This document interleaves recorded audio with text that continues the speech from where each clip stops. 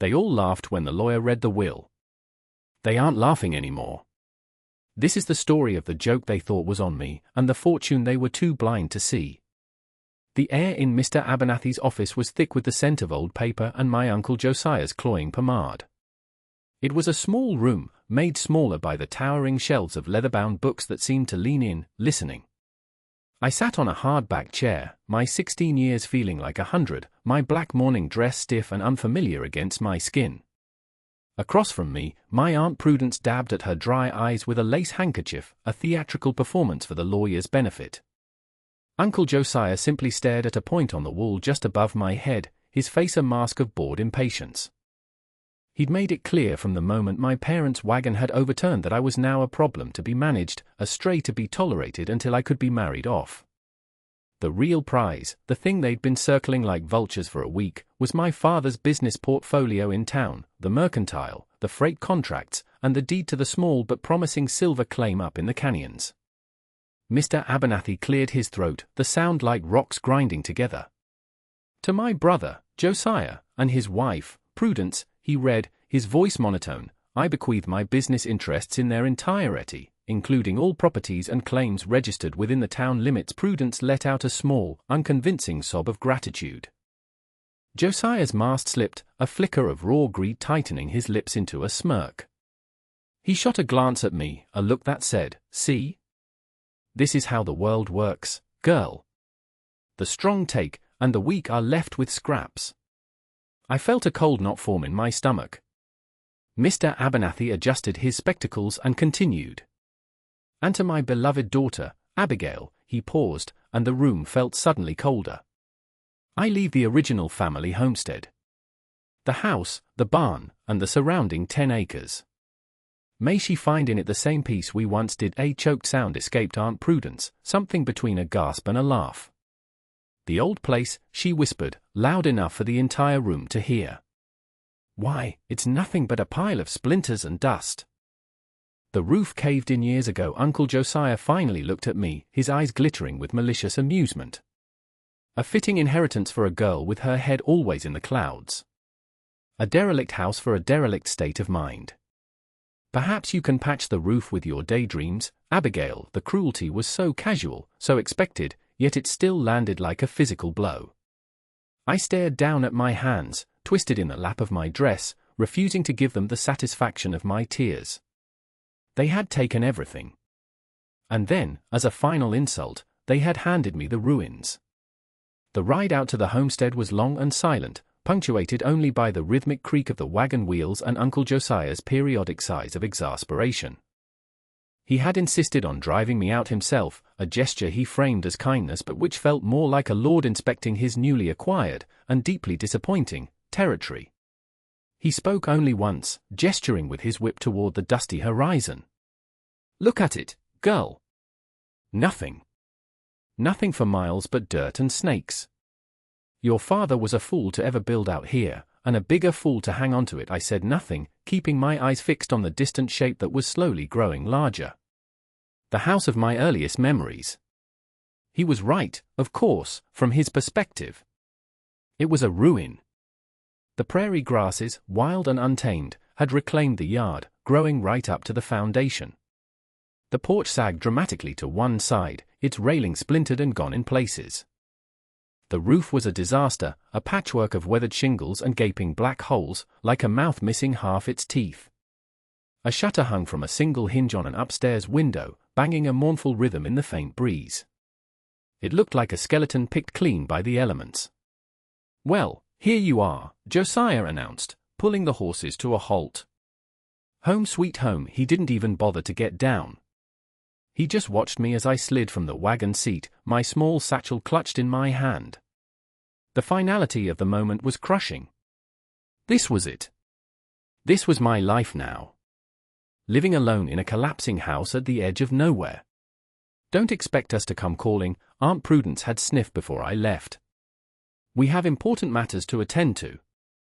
A business to run. They were already moving on, counting their money, while I was being abandoned to this wasteland.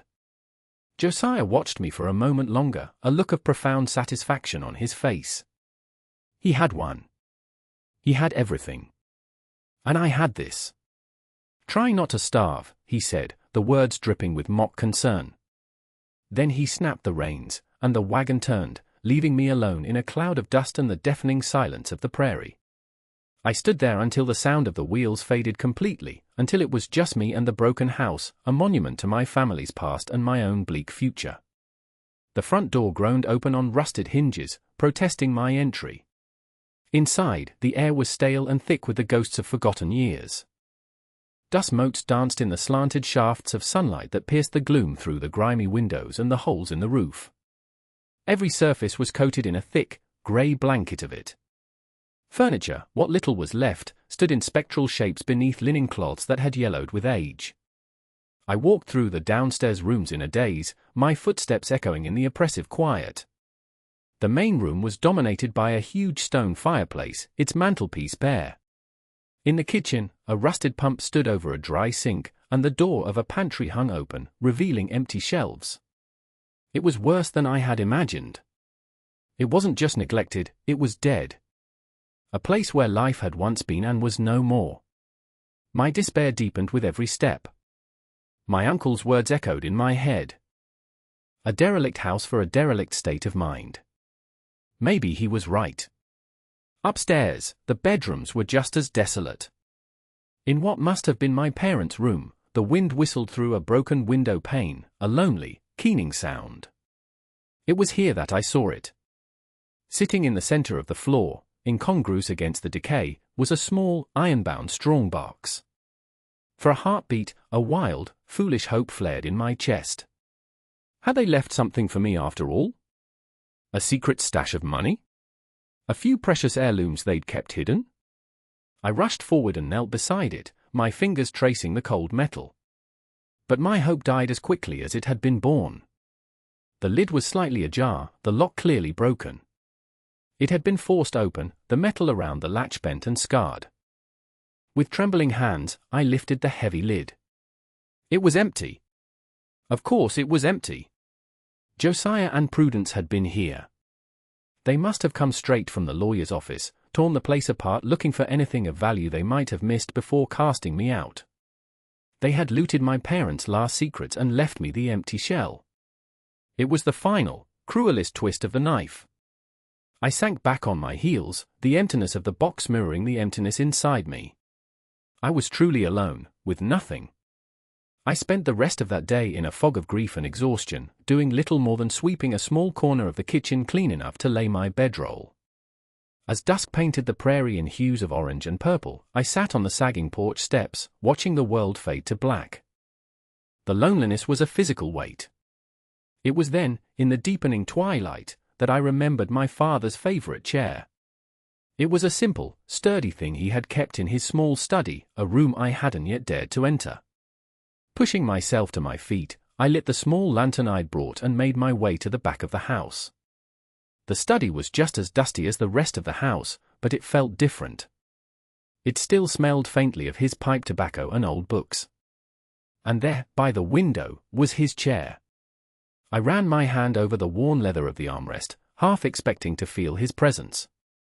My fingers brushed against something hard and uneven tucked deep into the side pocket. Frowning, I reached inside and pulled it out. It was a small, rolled-up piece of parchment, tied with a simple leather thong. My heart began to beat a little faster. This was not something Josiah would have looked for. It was too personal, too insignificant. I carefully untied the thong and unrolled the parchment. It was a letter, written in my mother's elegant, familiar script. "My dearest Abigail," it began, and the tears I had held back all day finally came, blurring the words.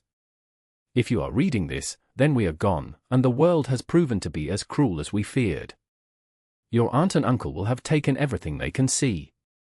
But they have always been blind to what truly matters." I read on, my hands shaking. The letter spoke of their love for me, of their regrets. And then, at the bottom, there was a short, cryptic rhyme. "Where the heart of the house beats strong and slow, look for the serpent eating its own toe. 20 steps toward the morning light will bring the deepest dark to sight." It made no sense. The heart of the house? A serpent? It sounded like a riddle from one of the storybooks my mother used to read to me. It was a puzzle, a game, just for me. And in that moment, I understood. This was the real inheritance. Not the house itself, but the secret it held. My parents hadn't abandoned me. They had trusted me. They had trusted me to be clever enough, to be patient enough, to look past the ruin and find what was hidden. A new feeling began to push through the despair, determination. They had left me a map, and I was going to follow it. The next morning, I awoke with a singular purpose. The rhyme echoed in my mind. Where the heart of the house beats strong and slow. I thought about it as I ate a dry piece of bread, my eye scanning the room. The heart of a house, what could that be? The kitchen? The front door? No, that didn't feel right. It had to be something central, something vital. Then my gaze fell upon the massive stone fireplace in the main room. It was the architectural center of the entire structure, a huge column of rock and mortar that rose through the middle of the house. Its hearth would have been the center of family life, the source of warmth and light. The heart of the house. I rushed to it, my lantern held high. Now for the second part. Look for the serpent eating its own toe. I began to examine the stonework, running my hands over the rough, cool surfaces. The stones were large and crudely fitted, covered in a century of soot and grime. I searched for any kind of marking, any unusual shape. Nothing. I was about to give up, thinking I had misunderstood, when my lantern light caught a strange detail on the underside of the heavy oak mantelpiece. It wasn't a carving. My parents weren't ones for ornamentation. It was a knot in the wood, a natural whirl in the grain. But it was a peculiar knot. It was a nearly perfect circle, a swirling line of dark grain that looped back on itself, exactly like a snake devouring its own tail. The Ouroboros. It was a symbol from one of my father's old history books, one he had shown me years ago, explaining it meant infinity and rebirth. It was so subtle, so easily missed. Josiah would have seen it as nothing more than a flaw in the wood. But I saw it for what it was, the second clue. A surge of adrenaline shot through me. 20 steps toward the morning light. I turned from the fireplace and faced the front of the house, where the eastern windows were. The morning sun was just beginning to stream in, illuminating the dusty floor. I took a deep breath and began to walk, placing one foot carefully in front of the other, counting aloud. 1, 2, 3. My boots made soft thuds on the wide plank flooring. 19, 20-inch. I stopped. I was standing in the middle of the entrance hall, a few feet from the front door. There was nothing here. Just bare, dirty floorboards. My heart sank. Had I gotten it wrong? Was this all just a wild goose chase? We'll bring the deepest dark to sight. I looked down at the floor again, my brow furrowed in concentration. The boards were old, warped, and uneven. But as I stared, my eyes, accustomed to the fine detail of my mother's needlepoint patterns, began to notice something. A faint, almost imperceptible line. It wasn't a natural gap between the planks. It was a cut. A very fine, precise cut that formed a large, perfect square in the floor, its edges disguised by dirt and the natural grain of the wood. It was a door. A hidden door in the floor. My hands trembled as I knelt down. There was no handle, no knob, no visible way to lift it. I ran my fingers along the seam, feeling for a latch or a spring. Nothing. It was sealed tight. I pressed down on one corner, then another, hoping it might be hinged, but it didn't budge. Frustration gnawed at me. I was so close. I sat back on my heels, thinking. My parents were practical people. They wouldn't have created a puzzle that required brute force. The solution had to be simple, elegant. I thought back to the rhyme. We'll bring the deepest dark to sight. Sight. It was about seeing, not pushing. I crawled around the perimeter of the square, examining the floorboards more closely. Then I saw it. On one of the planks just outside the square, there was a single, tiny, dark spot that looked like a nail head. But unlike the other nails, which were flush with the wood, this one was slightly raised. It was a wooden peg, stained dark to look like iron. With a surge of excitement, I pressed down on it firmly with my thumb. For a moment, nothing happened. Then, with a soft click and a whisper of well-oiled mechanics, the entire square section of the floor popped up by an inch on one side. A faint puff of cool, musty air escaped from the gap. A trapdoor. It was real. I hooked my fingers under the edge and pulled. It was heavier than I expected, but it lifted smoothly on hidden hinges, revealing a dark, yawning maw in the foundation of the house. A flight of steep, narrow stone steps led down into absolute blackness. The air that rose from the opening was cold and ancient, smelling of damp earth and something else, something metallic and still. The deepest dark. My lantern cast a flickering, nervous light on the first few steps, but beyond that, the darkness was complete, a solid wall of nothing. Fear, cold and sharp, pricked at me. I was alone. No one knew I was here. If I fell, if something happened down there, I would simply vanish. But the thought of my parents, of the trust they had placed in me, was stronger than the fear. They had built this for me. They had intended for me to find it. Taking a steadying breath, I gripped my lantern tightly, held it out in front of me, and took the first step down into the earth. The stone steps were slick with a thin film of dampness, and I descended with caution, one hand braced against the cold, rough-hewn wall. The darkness seemed to press in from all sides, swallowing the light from my lantern just a few feet beyond its glow. The air grew colder with each step, the silence so profound I could hear the blood pounding in my ears. The staircase was longer than I expected, spiraling down deep into the ground beneath the house. Finally, my foot touched a level stone floor. I had arrived. I held the lantern up high, its amber light pushing back the oppressive gloom. I was in a small, circular antechamber, its walls made of the same rough stone as the stairs.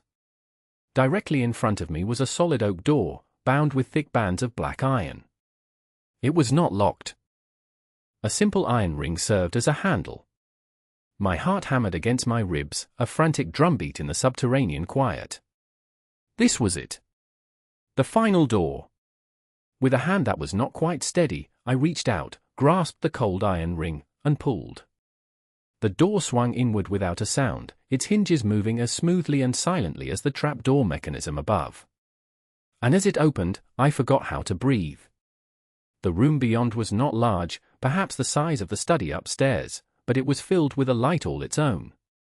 My lantern's flame was suddenly pale and insignificant, completely overwhelmed by the dazzling, multi-hued glitter that erupted from within. The source of the light was treasure. Not just a box of it, but mounds of it. Piles of gold coins, eagles, double eagles, foreign pieces I didn't recognize, spilled from overflowing chests, forming shimmering dunes on the floor. Interspersed with the gold were rivers of jewels. Ropes of pearls, heaps of raw, uncut gems, and finished pieces of breathtaking intricacy. Emeralds the size of robin's eggs, deep blue sapphires, and rubies that glowed like embers. Diamonds caught the lantern light and shattered it into 1,000 tiny rainbows that danced on the stone walls. Against one wall were stacks of solid gold and silver ingots, stamped with the marks of assay offices from a dozen different cities. It was a fortune beyond my wildest imaginings. Beyond anyone's imaginings. It was the wealth of a king, hidden beneath a pauper's house. I took a hesitant step into the room, my worn boot sinking slightly into a pile of Spanish doubloons. The clinking sound they made was the only noise in the universe. This was my parents' secret. This was why they had endured the whispers and the condescension, why they had lived so simply. They weren't just saving for the future, they were guarding a legacy. This wasn't just money. It was security. It was freedom. It was a future my aunt and uncle had tried to steal from me, but had been too arrogant and short-sighted to ever find.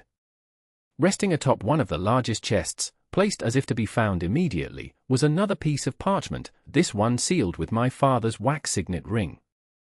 My hands were still trembling as I broke the seal and unrolled it. This letter was in my father's hand, his script stronger and more angular than my mother's. "My dearest Abigail," it began.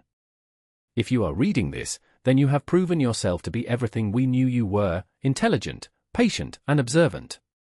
You did not see a ruin, you saw a puzzle.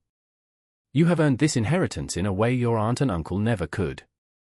Now, let me explain the joke I read on, a slow smile spreading across my face as the full, brilliant scope of my parents' plan was revealed. They had known, for years, that Josiah and Prudence were circling, waiting for them to die. They knew their greed was a bottomless pit. So, they had set a trap, using that very greed as the bait. The mercantile, the freight contracts, the silver claim, it was all a carefully constructed illusion. The business you heard us speak of, my father wrote, was always this vault, and you, its sole heir. The businesses in town are a hornet's nest. I have spent the last 2 years running them into the ground, taking on silent, staggering debts with lenders from out of state, men who are not known for their patience. The ledgers Josiah will have found are forgeries, showing immense profits where there are only IOUs. The silver claim is salted, a few rich veins near the surface and then nothing but worthless rock beneath. He will pour every cent he has into digging deeper, chasing a ghost. It was diabolical. It was perfect. They had handed my uncle a beautiful, shiny apple with a rotten core. He would spend weeks, maybe months, believing he was a wealthy man, expanding his operations, borrowing more money against his expected profits. And then, the lenders would come to collect. The truth of the worthless mine would come out. He would be ruined. He will have the status he always craved, the letter concluded, but it will be fleeting. You, my daughter, will have the substance. Use this wealth wisely. Build a life for yourself. Be happy. That is all we ever wanted. Do not feel a moment's guilt for their fate. They have chosen their own path, and it has led them precisely where they deserve to go. Your loving father. I folded the letter, a profound sense of awe washing over me. My parents hadn't just protected me. They had delivered justice. A precise, poetic, and devastating justice. The laughter I'd heard in the lawyer's office now sounded like the cackling of fools celebrating their own execution. They weren't just laughing at me, they were laughing at the edge of a cliff, completely unaware of the long fall to come. The next few months were a blur of quiet, careful work. I used a small amount of the gold to hire a trustworthy builder from a town 2 counties over, a man who had no ties to my uncle. I told him I'd found a small bequest my parents had hidden. He asked no questions. Under his guidance, the homestead was transformed. The roof was replaced, the porch rebuilt, new glass was fitted in the windows. The house began to breathe again. Inside, I cleaned and polished, bringing warmth and life back into the rooms that had been shrouded in dust and sorrow. I was careful, never showing the true extent of my wealth. I lived simply, but comfortably. News travels fast in the West, and it wasn't long before whispers of my good fortune reached town. At the same time, other rumors began to circulate. Rumors about my uncle Josiah. People said he was spending money like water, hiring dozens of new men for his mine, buying up freight wagons, and boasting in the saloon about the fortune he was about to pull from the earth. Then, the tone of the rumors shifted. The new men were being laid off. The freight wagon sat idle. Shipments of mining equipment were being repossessed at the station. One day, a wagon I did not recognize rumbled up the long track to my newly painted front door. On the seat were my Uncle Josiah and Aunt Prudence. They looked diminished. Josiah's expensive suit was rumpled and stained, his face was pale and unshaven, and the arrogant gleam in his eye was gone, replaced by a hollow, desperate hunger. Prudence's face was a pinched mask of misery, her fine dress looking garish and out of place against the backdrop of their worn-out farm wagon. They climbed down, their movements stiff and awkward, and approached the porch where I sat shelling peas. "Abigail," my uncle began, his voice raspy. He couldn't quite meet my eye. We have had some misfortune. A temporary setback in our business ventures." Prudence wrung her hands. "The silver claim, it was not what we were led to believe. We are ruined, child." They stood there, humbled and broken, on the porch of the house they had mocked, in front of the girl they had discarded. They were here to beg. I see, I said, my voice calm and even. I kept my gaze on my work, letting the silence stretch between us, letting them stand in the shadow of my restored home. We were hoping, Josiah finally stammered, that for family's sake, you might see your way to helping us. Alone, perhaps. To get back on our feet, I finally looked up, meeting his desperate gaze. I let a small, thoughtful smile touch my lips. Alone? But uncle, what could I possibly have to loan you?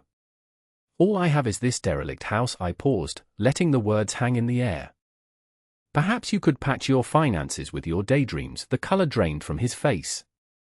He stared at me, his mouth slightly agape, as his own cruel words came back to haunt him. He finally understood. This was no accident. This was a reckoning. My uncle stood frozen for a long moment, the full weight of his humiliation settling upon him. He opened his mouth, then closed it again, no doubt realizing there was nothing he could say. He had built his world on arrogance and greed, and that world had just crumbled to dust at his feet. Aunt Prudence let out a wretched sob, burying her face in her hands. Their performance of grief was no longer theatrical, it was raw and real, the bitter fruit of their own choices. Without another word, Josiah turned, his shoulders slumped in utter defeat, and shuffled back to the wagon. He helped his weeping wife onto the seat, and they rode away, disappearing back down the dusty track from which they came. I never saw them again. I heard later they sold what little they had left and moved on, heading west to try and outrun their debts and their shame. They became a cautionary tale whispered in the town, a story of pride coming before a spectacular fall. I, on the other hand, began to build my life. The treasure in the cellar was more than gold and jewels, it was a foundation. I invested cautiously, guided by the meticulous journals my father had also left behind, which detailed not only his assets but his philosophies. I bought land, good ranching land with plenty of water. I started a small but healthy herd of cattle. I donated anonymously to help build a new schoolhouse in the town, and I made sure the town doctor had the supplies he needed. I didn't live lavishly. The homestead remained my home, a constant reminder of where I came from and the quiet strength my parents had instilled in me. It was my fortress and my sanctuary. The secret of the cellar remained mine alone, the heart of the house beating strong and slow, just as the riddle had promised. My parents had given me more than a fortune, they had given me a chance to define my own life, free from the shadows of others' greed. They had taught me that true wealth isn't what you can hold in your hands, but the wisdom and character you hold in your heart. They had played a long, brilliant game, and in the end, the right person had won. And that's how a pile of splinters and dust became my kingdom. It's funny how people who are blinded by greed can look directly at a treasure map and see only a worthless piece of paper. They saw a broken-down house, but I saw a promise. They thought they were taking everything, but they left behind the only thing that truly mattered. If you enjoyed this story of how the tables were turned, do me a favor and hit that like button. It really helps the channel out. And if you want to hear more stories about karmic justice and hidden secrets, make sure you subscribe and ring that notification bell so you don't miss the next one. I'd love to hear your thoughts in the comments below. What do you think was the most satisfying part of their downfall? Thanks for watching, and I'll see you in the next story.